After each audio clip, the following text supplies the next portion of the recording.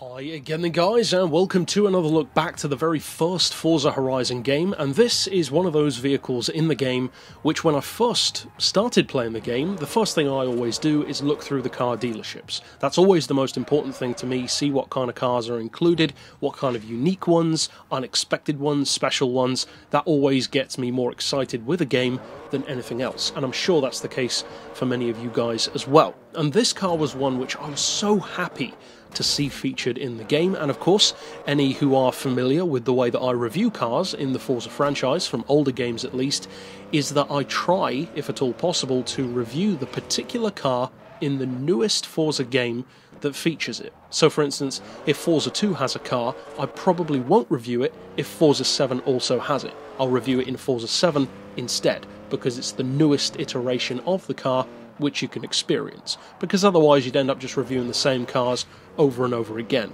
Now in the case of this car, the fact that I'm reviewing it here indicates something, and that is, of course, it's only featured in this game. And not only is this one only featured at this point and not after, but also not before either. This is the only Forza game to feature the Eagle E-Type Speedster. Technically just the Eagle Speedster, but very clearly and obviously based on the Jaguar E-Type as its core design. Now I am a huge fan, a truly huge fan of Speedster style vehicles. It's not a type of vehicle which I talk about a lot on the channel, purely because it doesn't really come up that often. There aren't that many truly great Speedsters around. They tend to be hand-built, bespoke creations for a private buyer or alternate versions of a particular car. And not many of them who would even call themselves that are true speedsters. Some of them are more roadsters or conventional convertibles sometimes, but a true speedster has a very specific style because it's got that exposed open air feel to the window, but it's also very low cut, almost like you'd have in some old school race car like a Can-Am car, or even a modern LMP. If you look at a lot of modern open-top LMP cars, or more modern ones, say from the earlier 2000s, you'll often notice that they have a very small metal or plastic lip right in front of the steering wheel. And what that does is basically exactly the same as what the windscreen on a motorbike does, because it doesn't look like a windscreen on a bike would do very much for you. Surely it's not going to stop something from hitting you, whereas that's not really the point. In a car, the windshield usually acts to do just that, to shield the wind from the passengers, but also to stop debris, bugs, etc. With a motorbike, that's not the case. With a motorbike, it's more about directing the air up over the rider instead of it blasting in your face constantly. And of course, that helps a lot when you're doing, say, 200 plus miles per hour, because otherwise the wind would literally just take you off of the bike. Likewise with a car, such as an LMP, you've got that little lip in front of the wheel, which really has a huge effect on sending that air upward over the driver instead of constantly batting you in the face. Because when you're going at those kind of speeds, airflow is an incredibly opposing thing, and it's only when you really stick your head out in the wind that you can experience the kind of resistance that that gives you. For instance, if you put your head out of a train window, as an example. Now in the case of this car, all of that aside, what else does it offer? Because that was a pretty big tangent, I know, but I go on tangents a lot on the channel, and I like to think that those who aren't aware of those particular ins and outs and details of design can learn something from it. Of course, you have to learn it somewhere. Whereas this car, being based on an E-Type, isn't necessarily a great thing for me, because although a lot of people love the E-Type, I'm not a fan of it. I don't hate the car, but I've never been on the bandwagon that many people are, and part of that is due to the fact that I didn't grow up with the car. And of course, people who did grow up with it and see it arrive on the scene will have totally different feelings about it because of how much of an impact the car had. It was like nothing else really at the time, especially for British cars.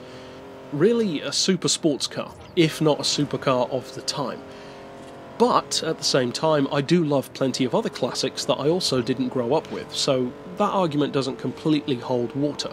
In the case of this one though, I like it much more, because although I do like the essential shape of the E-Type, I often like classics more when they have stuff like open tops, whereas the E-Type was more commonly a coupe, or at least when you see it in a game it tends to be.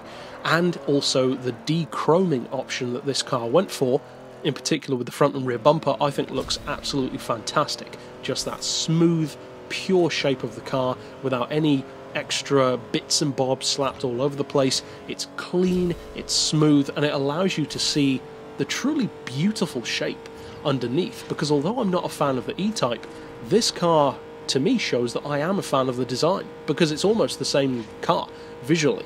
It's just simplified, and I love it when it's simplified. Now, in terms of performance, you get an interesting spec sheet. It's not overly powerful, which you might hope it would be considering the 550,000 credit price, but what you actually get is a 4.7 litre, 330 horsepower engine with even more torque, 361 pound-feet, and it weighs a fraction over a tonne, 1,008 kilos, which of course means that the horsepower per tonne is pretty good. 327 stock is very healthy for a sports car with that kind of power. Even the class is very usable. It's A, 553 PI.